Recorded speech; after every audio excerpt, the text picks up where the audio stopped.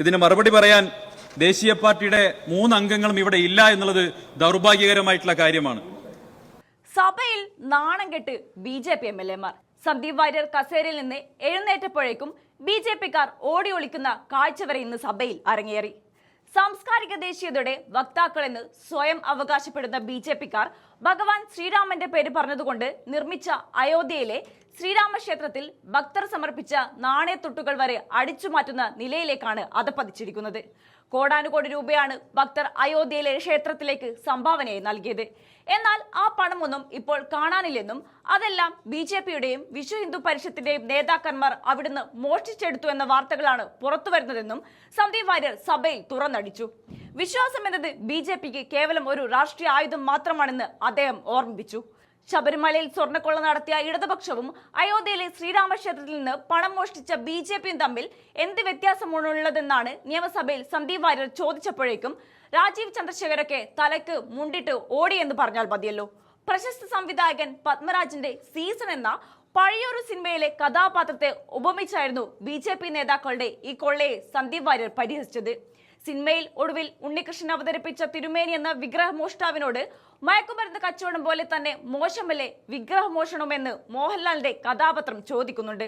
അതിന് ഭഗവാന്റെ വിഗ്രഹമല്ലേ അത് മോഷ്ടിച്ചു എന്നൊക്കെ പറയാൻ പാടുണ്ടോ, അതൊരു കുറ്റമാണോ എന്നാണ് തിരുമേനി തിരിച്ചു ചോദിക്കുന്നത്. ഇതേ നിലപാടാണ് ഇപ്പോൾ അയോധ്യയുടെ കാര്യത്തിൽ ബി.ജെ.പിക്കാർക്കുള്ളത്. ഭഗവാന്റെ പണമല്ലേ ഞങ്ങൾ എടുത്തത്, അതൊരു തെറ്റാണോ എന്നാണ് അവരുടെ ഭാവം എന്നുകൂടി പറഞ്ഞുകൊണ്ട് സന്ദീപ് വാര്യർ ആഞ്ഞടിച്ചപ്പോൾ നാണം കെട്ടു പോവുകയാണ് ഇതേ ബി.ജെ.പിക്കാർ. ബഹുമാനപ്പെട്ട മാഡം ഡെപ്യൂട്ടി സ്പീക്കർ, ഈ 2026-27 സാമ്പത്തിക വർഷത്തെ പുതുക്കിയ ബജറ്റിലെ ധനാഭ്യർത്ഥനകളെ ഞാൻ പൂർണ്ണമായും പിന്തുണയ്ക്കുകയാണ്. ഈ പുതുക്കിയ ബജറ്റിൽ സംസ്ഥാനത്തെ നികുതി വരുമാനം വർദ്ധിപ്പിക്കാൻ വേണ്ടി എടുത്തിട്ടുള്ള തീരുമാനങ്ങൾ, പ്രത്യേകിച്ച് നികുതി ഘടനയിൽ വർധനവ് വരുത്താതെ നികുതി വരുമാനം വർദ്ധിപ്പിക്കാൻ വേണ്ടി നികുതി കളക്ഷൻ കാര്യക്ഷമമാക്കാൻ വേണ്ടി എടുത്തിട്ടുള്ള തീരുമാനത്തെ പൂർണ്ണമായിട്ടും ഞാൻ അഭിനന്ദിക്കുകയാണ്. നമ്മുടെ നികുതി ചോർച്ച തടയാൻ വേണ്ടി സംസ്ഥാന സർക്കാർ സ്വീകരിക്കുന്ന നിലപാടുകളെ പൂർണ്ണമായും പിന്തുണയ്ക്കുകയാണ്. ഒരു സംസ്ഥാനത്തിന്റെ ക്രമസമാധാന നില വളരെ പ്രധാനപ്പെട്ടതാണ്. സംസ്ഥാനത്തിന്റെ ക്രമസമാധാന നില സംരക്ഷിക്കാൻ വേണ്ടി ആഭ്യന്തര വകുപ്പിന് ഈ ബജറ്റിൽ നൽകിയിട്ടുള്ള പ്രാധാന്യം തീർച്ചയായിട്ടും അഭിനന്ദനം അർഹിക്കുന്നതാണ്.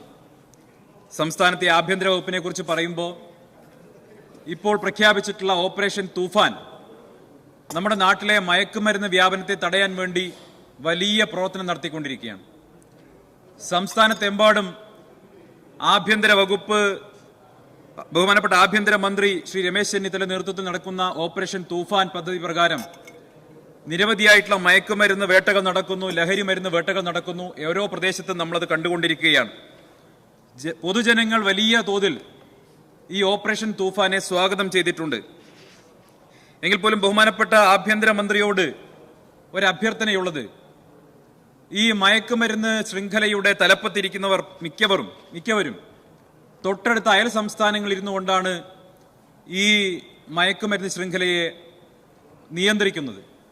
അതുകൊണ്ട് ദക്ഷിണേന്ത്യൻ സംസ്ഥാനങ്ങളിലെ മുഴുവൻ ആഭ്യന്തരമന്ത്രിമാരെയും യോജിപ്പിച്ചുകൊണ്ട് ഓപ്പറേഷൻ തൂഫാൻ ദക്ഷിണേന്ത്യയിൽ മുഴുവൻ വ്യാപിപ്പിക്കാനുള്ള ഒരു പരിശ്രമവും ഒരു ജോയിന്റ് ടാസ്ക് ഫോഴ്സും രൂപീകരിക്കാൻ ബഹുമാനപ്പെട്ട ആഭ്യന്തരമന്ത്രി നേതൃത്വം നൽകണമെന്ന് ഞാൻ അദ്ദേഹത്തോട് അഭ്യർത്ഥിക്കാൻ ആഗ്രഹിക്കുകയാണ്. ദക്ഷിണേന്ത്യൻ സംസ്ഥാനങ്ങൾ മാത്രമല്ല, ഒഡീഷയെ കൂടി ഇതിൽ ഉൾപ്പെടുത്തേണ്ടതാണ്. കാരണം ഒഡീഷയുടെയും തെലങ്കാനയുടെയും ഒക്കെ അതിർത്തിയിൽ നിന്നാണ് വലിയ തോതിൽ മയക്കുമരുന്ന് ഇങ്ങോട്ട് വരുന്നത്. അതുകൊണ്ട് ഈ മയക്കുമരുന്നിന്റെ വ്യാപനം തടയാൻ കേരളത്തിന് പുറത്തുള്ള മഹാനഗരങ്ങളായിട്ടുള്ള ബംഗളൂരുവും ചെന്നൈയും മാത്രമല്ല, ഒഡീഷയുടെ ഗ്രാമപ്രദേശങ്ങളിലും ആന്ധ്രയുടെയും തെലങ്കാനയിലെയും ഗ്രാമപ്രദേശങ്ങളിലും കൂടി നമ്മുടെ പ്രവർത്തനം എത്തേണ്ടതുണ്ട്. അതിനൊരു ജോയിന്റ് ടാസ്ക് ഫോഴ്സ് ഈ സംസ്ഥാനങ്ങളിലെ ആഭ്യന്തരമന്ത്രിമാരുമായി സംസാരിച്ച് രൂപീകരിക്കണമെന്ന് ഞാൻ ബഹുമാനപ്പെട്ട ആഭ്യന്തരമന്ത്രിയോട് അഭ്യർത്ഥിക്കാൻ ആഗ്രഹിക്കുകയാണ്. മാഡം ഡെപ്യൂട്ടി സ്പീക്കർ, കഴിഞ്ഞ ദിവസം കാഞ്ഞങ്ങാട് അവിടെ പോലീസ് പരിശോധനയ്ക്കിടെ അവിചാരിതമായിട്ടുണ്ടായ ഒരു അപകടത്തിൽ അവിടുത്തെ 2 പോലീസുകാർക്ക് ഗുരുതരമായി പരിക്കേൽക്കുകയുണ്ടായി, വാഹനമിടിച്ച് പരിക്കേൽക്കുകയുണ്ടായി. അവിടെ പിലിക്കോട് പിലിക്കോട് ഉള്ള ശ്രീ KM സൂരജ്, അതുപോലെ കുന്നുകൈ സ്വദേശി ശ്രീ അലോഷി മാത്യു, ഈ 2 പോലീസുകാരുടെയും കാലുകൾ ആംബ്യൂട്ട് ചെയ്ത് മുറിച്ചു നീക്കേണ്ടി വന്ന അവസ്ഥയിലാണ്. അതിൽ ഈ 2 പേരും വളരെ സ്മാർട്ടായിട്ടുള്ള എനർജറ്റിക് ആയിട്ടുള്ള ചെറുപ്പക്കാരായിട്ടുള്ള 2 പോലീസുകാരാണ്. അവരുടെ ചികിത്സാ ചെലവുകൾ പൂർണ്ണമായിട്ടും സംസ്ഥാന സർക്കാർ നിർവഹിക്കണം എന്ന് ഞാൻ ബഹുമാനപ്പെട്ട ആഭ്യന്തരമന്ത്രിയോട് അഭ്യർത്ഥിക്കുകയാണ്. അതോടൊപ്പം ഇവർക്ക് പ്രഖ്യാപിച്ചിട്ടുള്ള സഹായധനം അത് പര്യാപ്തമല്ല, അത് വർദ്ധിപ്പിച്ച് 25 ലക്ഷം രൂപയെങ്കിലും സഹായധനം അവർക്ക് നൽകണം എന്നുകൂടി ബഹുമാനപ്പെട്ട ആഭ്യന്തരമന്ത്രിയോട് അഭ്യർത്ഥിക്കാൻ ഞാൻ ആഗ്രഹിക്കുകയാണ്. അതോടൊപ്പം തന്നെ വെള്ളരിക്കുണ്ട് പോലീസ് സ്റ്റേഷനിലെ പോലീസ് ജീപ്പ് പിടിച്ച് രാജു എന്ന് പറയുന്ന ഒരു തെങ്ങുകയറ്റ തൊഴിലാളിയുടെ മരണം സംഭവിച്ചിരുന്നു. ആ മരണത്തിന് ഉത്തരവാദികളായിട്ടുള്ള ആളുകൾക്കെതിരെ നടപടി സ്വീകരിക്കാൻ അതിന്റെ അന്വേഷണം കാര്യക്ഷമമായി നടത്തണം എന്ന് ബഹുമാനപ്പെട്ട ആഭ്യന്തരമന്ത്രിയോട് ഞാൻ അഭ്യർത്ഥിക്കുകയാണ്. ഒപ്പം ആ അപകടത്തിൽ ജീവൻ നഷ്ടപ്പെട്ട രാജുവിന്റെ കുടുംബത്തിന് 25 ലക്ഷം രൂപയുടെ നഷ്ടപരിഹാരം നൽകാൻ സർക്കാർ തയ്യാറാകണമെന്നുകൂടി ഞാൻ അഭ്യർത്ഥിക്കാൻ ആഗ്രഹിക്കുകയാണ്. ഈ ധനാഭ്യർത്ഥന സംബന്ധിച്ച് മറ്റ് വകുപ്പുകളുമായി ബന്ധപ്പെട്ട് പറയുമ്പോൾ സാംസ്കാരിക വകുപ്പിന് നമ്മുടെ സർക്കാർ നൽകുന്ന പ്രാധാന്യം തീർച്ചയായിട്ടും അഭിനന്ദനാർഹമാണ്. ഡെപ്യൂട്ടി സ്പീക്കർ, സാംസ്കാരിക വകുപ്പിലെ നിരവധിയായിട്ടുള്ള പദ്ധതികൾ ഇപ്പോൾ പ്രഖ്യാപിക്കപ്പെട്ട് കഴിഞ്ഞു. അന്തരിച്ച നിരവധി കലാകാരന്മാരുടെ പേരിൽ പ്രത്യേകിച്ച് അന്തരിച്ച സലീംകുമാർ, വിഖ്യാത നടൻ സലീംകുമാറിന് സ്മാരകം നിർമ്മിക്കുന്നു. അതോടൊപ്പം തൃശ്ശൂരിൽ മറ്റൊരു സാംസ്കാരിക സ്മാരകങ്ങളൊക്കെ വരുന്നുണ്ട്. തീർച്ചയായിട്ടും അതെല്ലാം അഭിനന്ദനാർഹമാണ്. സാംസ്കാരിക ദേശീയതയുടെ വക്താക്കളായിട്ടുള്ള ആളുകൾ ഈ സഭയിലുമുണ്ട് സർ. ആ സാംസ്കാരിക ദേശീയത വക്താക്കളായിട്ടുള്ള BJPക്കാർ ഇപ്പോൾ രാജ്യത്ത് ചെയ്തുകൊണ്ടിരിക്കുന്ന എന്താണ്? ഭഗവാൻ ശ്രീരാമന്റെ പേര് പറഞ്ഞുകൊണ്ട് നിർമ്മിച്ച ശ്രീരാമക്ഷേത്രത്തിൽ ഭക്തർ നിക്ഷേപിച്ച നാണയത്തുട്ടുകൾ വരെ അടിച്ചു മാറ്റുന്ന നിലയിലേക്ക് ഈ രാജ്യത്ത് BJP പോയിരിക്കുന്നു എന്നുള്ളത് നമ്മൾ കാണുന്നു. അയോധ്യയിലെ ക്ഷേത്രത്തിലേക്ക് കോടാനുകോടി രൂപ സംഭാവന ചെയ്ത് ആ പണമൊന്നും ഇപ്പൊ കാണാനില്ല. അതെല്ലാം BJPയുടെയും വിശ്വ ഹിന്ദു പരിഷത്തിന്റെയും നേതാക്കന്മാർ അവിടുന്ന് മോഷ്ടിച്ചെടുത്തു എന്ന വാർത്തയാണ് പുറത്തു വരുന്നത്. ഞാൻ നേരത്തെയും ഈ സഭയിൽ പറഞ്ഞിട്ടതാണ്, വിശ്വാസം എന്നുള്ളത് BJPക്ക് കേവലമായിട്ടുള്ള പൊളിറ്റിക്കൽ ടൂൾ മാത്രമാണ്. ശബരിമലയിൽ സ്വർണ്ണക്കൊള്ള നടത്തിയ ഇടതുപക്ഷവും അയോധ്യയിലെ ശ്രീരാമക്ഷേത്രത്തിൽ നിന്ന് പണം മോഷ്ടിച്ച BJPയും തമ്മിൽ എന്ത് മാറ്റമാണുള്ളത് എന്ന് ചോദിക്കാൻ ഞാൻ ആഗ്രഹിക്കുകയാണ്. വാസ്തവത്തിൽ പത്മരാജന്റെ പഴയൊരു സിനിമയുണ്ട് മാഡം, സീസൺ എന്നാണ് ആ സിനിമയുടെ പേര്. ആ സിനിമയിൽ ഒടൂർ ഉണ്ണികൃഷ്ണൻ ഒരു മോഷ്ടാവാണ്. ജയിലിനകത്ത് വെച്ച് മോഹൻലാലിന്റെ കഥാപാത്രം, മോഷ്ടാവായിട്ടുള്ള ഒടൂർ ഉണ്ണികൃഷ്ണന്റെ കഥാപാത്രം തിരുമേനിയോട് ചോദിക്കുന്നുണ്ട് എന്ത് കുറ്റത്തിനാണ് ജയിലിൽ വന്നത്. അപ്പൊ പറയുന്നുണ്ട് വിഗ്രഹമോഷണത്തിനാണ്. പക്ഷേ ഈ മോഷ്ടാവായിട്ടുള്ള ഒടൂർ ഉണ്ണികൃഷ്ണന്റെ തിരുമേനി എന്ന കഥാപാത്രം മയക്കുമരുന്ന് കച്ചവടക്കാരെ നിശിതമായി വിമർശിക്കുമ്പോൾ മോഹൻലാലിന്റെ കഥാപാത്രം ചോദിക്കുന്നുണ്ട് മയക്കുമരുന്ന് കച്ചവടം പോലെ തന്നെ മോശമല്ലേ വിഗ്രഹമോഷണവും? അപ്പൊ തിരുമേനി പറയാണ് ഭഗവാന്റെ വിഗ്രഹമല്ലേ, അത് മോഷ്ടിച്ചു എന്നൊക്കെ പറയാൻ പാടുണ്ടോ, അതൊരു കുറ്റമാണോ എന്ന് ചോദിക്കുക. അതുപോലെയാ BJPക്കാർ ചോദിക്കുന്നത്, ഭഗവാന്റെ പണല്ലേ ഞങ്ങൾ മോഷ്ടിച്ച അതൊരു തെറ്റാണോ എന്നാണ് ഇപ്പൊ അയോധ്യയുടെ കാര്യത്തിൽ BJPക്കാർ ചോദിക്കുന്നത്. ഇതിന് മറുപടി പറയാൻ ദേശീയ പാർട്ടിയുടെ 3 അംഗങ്ങളും ഇവിടെ ഇല്ല എന്നുള്ളത് ദൗർഭാഗ്യകരമായിട്ടുള്ള കാര്യമാണ്. വാസ്തവത്തിൽ അവരെ തെരഞ്ഞെടുത്ത് അയച്ച ആളുകളോട് അവർ ചെയ്യുന്ന അനീതിയാണ്. അവർ കോർഡിനേറ്റ് ചെയ്യാത്തത് കൊണ്ടായിരിക്കും ഒരാൾ പോലും ഇപ്പൊ സഭയിൽ ഇല്ലാത്തത്. മാഡം, അതുപോലെ തന്നെയാണ് പൊതുജനാരോഗ്യവുമായി ബന്ധപ്പെട്ട് വലിയ തോതിലുള്ള പ്രഖ്യാപനങ്ങൾ ഈ ബജറ്റിലുണ്ട്. അതിനെല്ലാം സ്വാഗതം ചെയ്യാൻ ഞാൻ ആഗ്രഹിക്കുകയാണ്. നമ്മുടെ സംസ്ഥാനത്ത് കഴിഞ്ഞ കാലങ്ങളിൽ ഏറ്റവും വിമർശനം നേരിട്ട വകുപ്പായിരുന്നു ആരോഗ്യ വകുപ്പ് എന്ന് നമുക്ക് എല്ലാവർക്കും അറിയാം. ഞാൻ അതിന്റെ വിശദാംശങ്ങളിലേക്കൊന്നും കടക്കാൻ ആഗ്രഹിക്കുന്നില്ല. പക്ഷേ പൊതുജനാരോഗ്യവുമായി ബന്ധപ്പെട്ട് പറയുന്ന സമയത്ത് ഈ തെരഞ്ഞെടുപ്പിന് ശേഷം റിസൾട്ട് വരുന്നതിന് തൊട്ട് മുൻപായിട്ട് എന്റെ നിയോജക മണ്ഡലമായിട്ടുള്ള തൃക്കരിപ്പൂരിലെ വെസ്റ്റൽ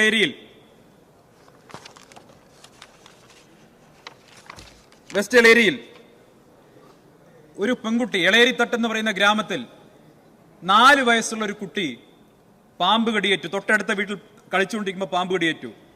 ഈ 4 വയസ്സുള്ള പെൺകുട്ടിയെയും എടുത്തുകൊണ്ട് ആ പെൺകുട്ടിയുടെ രക്ഷിതാക്കൾ തൊട്ടടുത്തുള്ള പല ആശുപത്രികളിലും പോയി. എല്ലാ ആശുപത്രികളിലും ആന്റിവെനം ഉണ്ട്. പക്ഷേ ആന്റിവെനം കൊടുക്കണമെങ്കിൽ അവിടെ ഒരു ഫിസീഷ്യൻ വേണം. ആ ഫിസീഷ്യൻ ഉണ്ടെങ്കിൽ മാത്രമേ അവർ ആന്റിവെനം കൊടുക്കാൻ തയ്യാറാവൂ. കാരണം ഏതെങ്കിലും തരത്തിലുള്ള റിയാക്ഷൻ ഉണ്ടെങ്കിൽ അതിനെ പ്രതിരോധിക്കാൻ അതുമായി ബന്ധപ്പെട്ട ഡോക്ടർ വേണം.